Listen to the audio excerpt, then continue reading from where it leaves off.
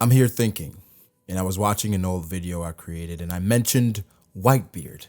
I literally inserted Whitebeard in an Awakening video and said he was there, well, because he was Whitebeard. Honestly, I think about that and almost everything Whitebeard went through and did at Marineford, and we could literally justify it with that phrase and no one would care. That is how much Whitebeard is respected. I have certain thoughts about Whitebeard and how things were handled, but one thing I can't ever look past is his brilliance. I thought of numerous ways to describe this man, and honestly, that's the first word that comes to mind. He wasn't overly intelligent, strategic, but the term brilliance speaks to him as a character and his actions. It's so odd because the plan was to make a completely different video on Whitebeard at some point, but it would be disrespectful if I did not at first acknowledge how great this man was. The more you think about Whitebeard, it makes you think about true strength and fortitude. Of course, physically, he was the world's strongest, but how was his heart? What type of man was he?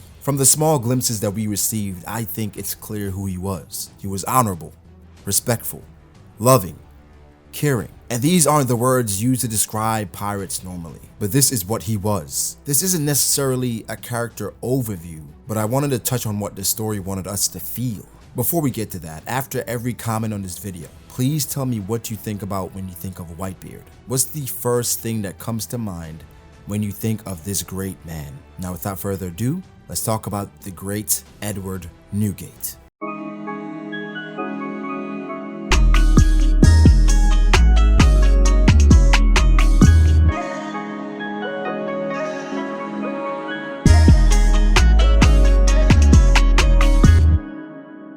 Whitebeard's greatness really knows no bounds. Hearing about Whitebeard through the words of others of course made you wonder. Finding out more about Ace told us that he was the 2nd Division commander of this man. The legend of course grew right after finding out about him, since Luffy's older brother abandoned his own ambition and decided to follow him. You learn about his moral code and how dangerous of a pirate he is. Ace's interaction with Buggy's crew is short-lived but extremely telling. Ace falls asleep in the grasp of the Buggy pirates, and Buggy makes sure to let everyone know not to lay a single finger on Whitebeard's crew. Buggy then describes Whitebeard as a legendary monster who fought Roger to a standstill. He says without a doubt, he is the world's strongest pirate as of now, the man closest to One Piece. Knowing Buggy's personality and the tone Oda typically uses him for, he was not joking or spewing rhetoric. The respect was obvious. What's more interesting is how he talks about the family of Whitebeard, and messing with his crewmates is something he doesn't forgive. Before Whitebeard's death, we find out what his treasure was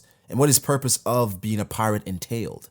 A family. He viewed members of his crew as his sons, and it showed. After showing interest in Ace and confronting him and defeating him several times, Ace has a conversation with Marco about why they called him Old Man, or Oyaji. Marco responds by saying because he calls us sons. The world hates us for who we are and it makes us happy, even if it's just a word. Even more telling is Ace goes on and tells Whitebeard that he was the son of his most fiercest rival, Gold Roger, and Whitebeard did not care. He told Ace that it doesn't matter who brought you into this world. All humans are sons and daughters of the sea. Time and time again, people question Ace's choice to follow Whitebeard, but Ace had amazing ambition. He attacked Whitebeard over 100 times after going aboard his ship. However, Whitebeard's love and sheer brilliance as a captain and leader of men overcame Ace. From the beginning, Ace was alone and despised due to who his father was. With Whitebeard, there was a sense of pride and respect that carrying his mark had, and this swayed Ace more than anything. Unfortunately, in every family, there's a bad apple, a son who just didn't understand or wanted to. For Whitebeard, this was Blackbeard.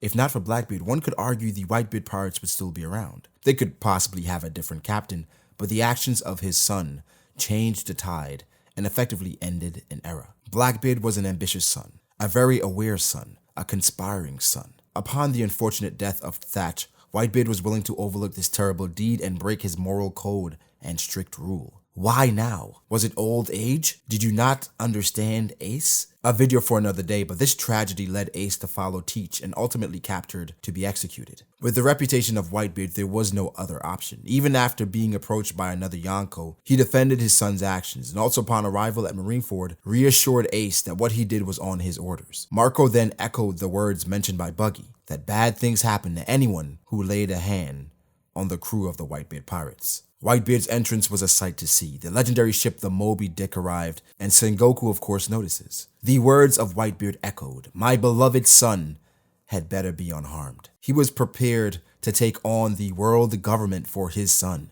Forget that he was the blood of his nemesis. From the moment they met and he took his mark, he was the son of Whitebeard. The power to destroy the world had essentially been summoned to Marineford, and ones who had faced him before, Garp and Sengoku, knew of the terror. Sengoku says that the Marines may meet their end. A monster had been let loose on the world, and they were to blame. The legendary swordsman Mihawk, the world's strongest swordsman, wanted to measure the distance between Whitebeard and their side. Was he really that great? This in more ways than one was symbolic, as the strike didn't even reach Whitebeard and was turned away by his subordinate. Kizaru tried next and was turned away by Marco. The legendary pirate truly was unreachable. I think what was more impressive than Whitebeard being able to easily take out a giant marine soldier is the fact that a man with all this power just wanted to be free on the seas with his family. I think Whitebeard being untouchable initially was the purpose of the first half of the war, an unreachable legend. Upon Luffy's group entering, Crocodile goes after Whitebeard, and Luffy, never meeting this man, protects him. Of course, this is out of respect for his brother, but the point still stands. A mark of any great man is humility, regardless of the level of greatness one has achieved. Whitebeard accepted Luffy standing on equal footing as him, knowing he was a rookie.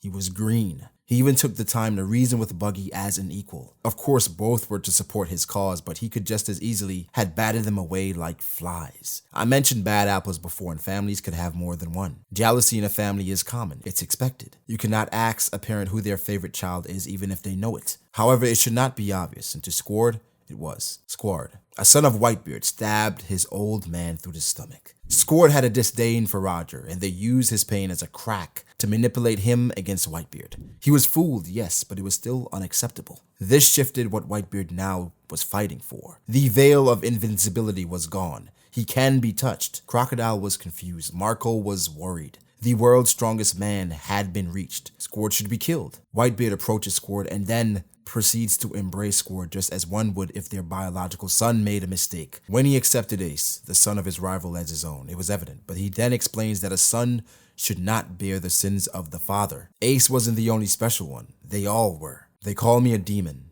and a monster, but I won't always be the strongest one out there. We knew Whitebeard was sick before the war, and time is undefeated. However, he was still there fighting for his son. The world's greatest swordsman couldn't reach him. A Navy admiral couldn't reach him. A warlord couldn't reach him. But his own son did. He made himself vulnerable to his own children. He was a true father. Whitebeard, now furious with his aura gone of invincibility, he makes his move, and one of the signature moments in the war is Heaven on Earth, which literally turned things upside down. After being stabbed by a son, it made him want to fight for his sons even more. His showing turned the hearts of the coldest criminals. Crocodile, who wanted his head, was now helping them. Even with a stab wound, he was rallying everyone to follow his lead. Now, with any great power, there's great opposition, and Akainu was that for Whitebeard in this war. It was foreshadowed from the beginning. He was viewed as the nemesis who would do anything to stop Whitebeard in his tracks. Wounded and battered, Whitebeard was determined to match his boiling rage and intensity. But as I mentioned before, Father Time is undefeated, and being sick already doesn't help. Also, Akainu would not be who he is if he did not take advantage of this moment. Whitebeard knew he was approaching death's door. He more than likely knew before arriving at Marineford, but it did not matter. Saving Ace was the mission. Bloodied and half dead, the reason for living was his son's future. That's all that mattered. His son now free, and his life in its last moments. He cannot let his sons die in vain. He issues a final order. The son who he risked it all for. The son who was the blood of his rival. The son who defied him. The son who was at the center of it all. Asked if he was a good father, if it wasn't clear enough by his actions.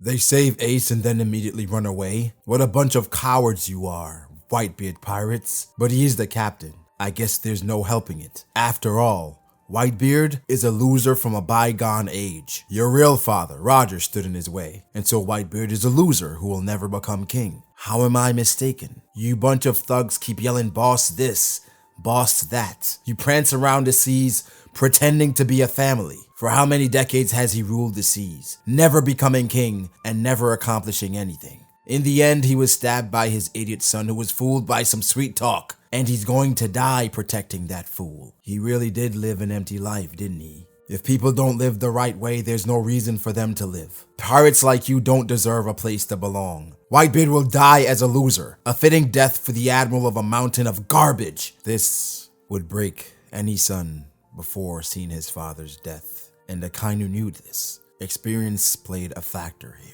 Whitebeard literally just gave it all for Ace, and for him to talk down on his name, it struck a chord. To Ace especially, who owed everything to his father. Provocation on a broken and fragile heart. Rash decisions. I did it all for your name, and I will die protecting your name. However, that's not what a father wants. No parent wants to bury their child. That shock turns to pain, and that pain to rage. Old age doesn't matter now. Sickness doesn't matter now. All that I care about is who did this to my son. My foolish and loving son. Ironically, a son dies and another reappears. One could say this other son is at the center of it all. The first domino to fall. This son, however, is beyond reproach. He challenged his father and sees he's no match, but the father is almost close to... No, now the father is practically dead by the hands of his son. The father asks for forgiveness from his family that he lived and died for.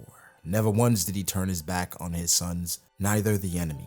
We'll end the story of this brilliant man with this. Even after he died, with his face half gone, his body would not yield. Cutting his enemies down, he was the very image of a monster. In this battle, he suffered 267 sword wounds, as well as 152 bullet wounds and 46 cannon wounds. But on his proud back, and indeed in his life as a pirate, he did not suffer a single coward's injury. That is the brilliance of the world's strongest man, Edward Newgate, more commonly known as Whitebeard.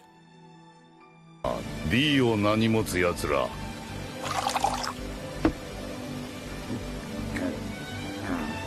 うちにも一人 T ってのがいる。D ってのは何なんだ。